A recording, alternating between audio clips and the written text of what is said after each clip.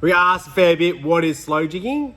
So we get asked differences. What is slow compared to spin jigging? Micro jigging is another terminology we heard. Mechanical jigging. So I'm going to run through the differences and what basically slow jigging is.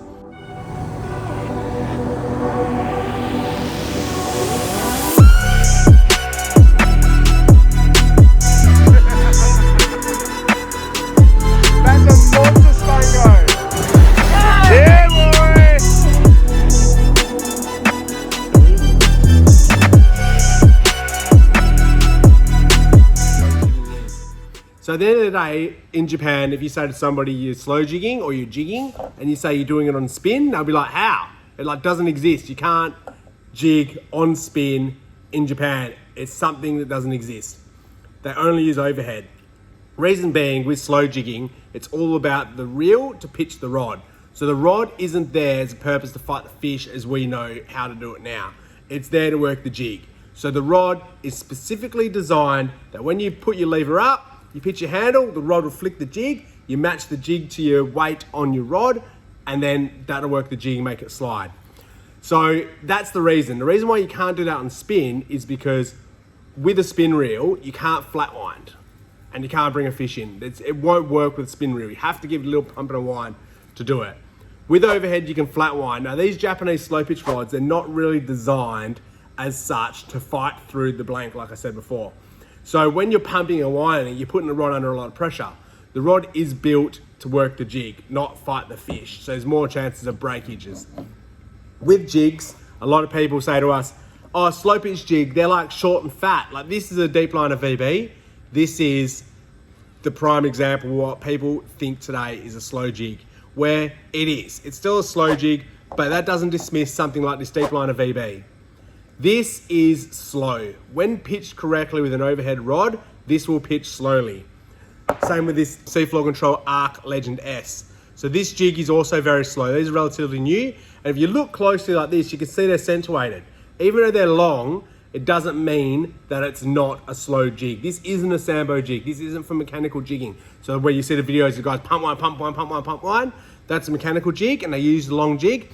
This is actually designed for demersals. Snapper, jewfish, pearlies if you're on the East Coast, reds, trout, rankin, spangos. This will work for all those species, even though it's long. Same with the Ocean's Legacy long contact. So he brought out the contact first, the contact hybrid, a short fat jig, which is still a slow jig, but it's a hybrid jig. This long is similar with the cutouts on the back, but it is a slow jig. These fall very slow when they work correctly. The way to work them correctly, like I said, is to use the right rod. If you have the right setup, your jig will work properly. The other thing we get asked a lot is how to rig a jig. So rigging a jig, you want to have a split ring and a swivel on a split ring and a solder ring on the top to a set of hooks, and a split ring and a set of hooks on the bottom. So if you have a look here, you can see this is a perfectly rigged jig. As you can see here, a leader to our soldering to a split ring, and a hook is attached to the split ring. These are a 2.0 Satuki twin assist in 4 centimeters because I'm using quite a long jig.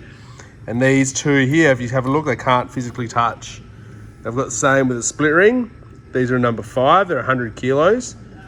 So they're 39 kilos here, just attached to the jig. So you can see there that is how you rig a jig for slow pitch. No skirts, no little fancy bits and pieces, just a plain rig. Split ring pliers are using these cheap mid-range thick bait split ring pliers to put the split rings on. They're a must so you don't cut your fingers off with a knife. I've seen it done. You can see that you tie your leader to the soldering, goes to your split ring, you change your split ring to change your jig, you take it off and you put your new one on so your hooks stay on, and you have a hook rigged on the bottom of the jig. With reels, the way to go forward is with overhead obviously. Most slow pitch reels are star drag. The star drag because you drag set, you pitch, you drop it down, you pitch, you drop it down, you pitch, you drop it down. This is a SOM, this is quite a high-end reel. This is a SOM OGM Blue Heaven. You can see here, you push this lever back and it drops, you push it up and you pitch. There's not many reels that are slow pitch with a lever drag, but this is built for slow pitch. You can see with the lever bending over the front so you can use it with one hand. The other thing you want to look for when you're buying a slow pitch reel is a long arm with a big T-bar. This helps when you're bringing the fish in. Because you're not pumping and winding, you're using the handle to turn, you're turning the handle to bring the fish in, you need this handle for crank leverage. If it's a small handle, you're doing little ones like this, it's gonna be a lot harder work on you. The other thing is you want a good ratio. So you're looking for that 6 to 6.5 sort of ratio to 1, and that will also help the jig work correctly. If it's too slow, you have to do too many rotations on the handle, you're making yourself work harder, go a slightly faster retrieve rate, less pitches on the handle, the rod will load up and flick the jig. With slow jig, line is a big thing. All these rods, people think, oh, I'm gonna catch a 30 kilo fish, I need something that's like 500 kilos. At the end of the day, you need something that is only PE2. PE2, PE2.5 max, because the rod's not taking the load. You won't break it. Run a lighter leader as well to get more fish, because your lighter leader, you don't get gut hooks as often, so you don't have to worry about chafage. You run a lighter leader, you get hook in the mouth and hook behind the head. Hook size is also a very massive thing. People, you don't have to run like an 8.0 anymore for catching big fish, because you're only hooking them in the lip. These are about as big as you need. These are a Satiki 2.0 with a solid ring. These are rigged with Kevlar. Again, top and bottom as you saw in the clip before. And you want these hooks to be perfect. They're nice and sharp. You will hook in the mouth, and you also normally get a hook behind the head of the shoulder. And that's perfect hook placement. As well with the line length and line size, in Japan, they fish a 4-ply for slow jigging. That hasn't quite caught on here in Australia just yet. The reason why they run a 4-ply, Shin from Deep Line explained to us that it's about the holes in the line. So he's kind of compared it to us as a golf ball. A golf ball's got dimples in it because it's got left surface area, means it flies straighter in the air.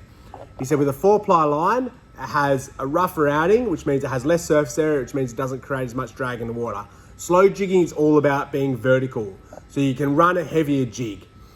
Back in the day, we used to think that if you use a 300-gram jig in 40 meters of water, you're not going to get the action on it.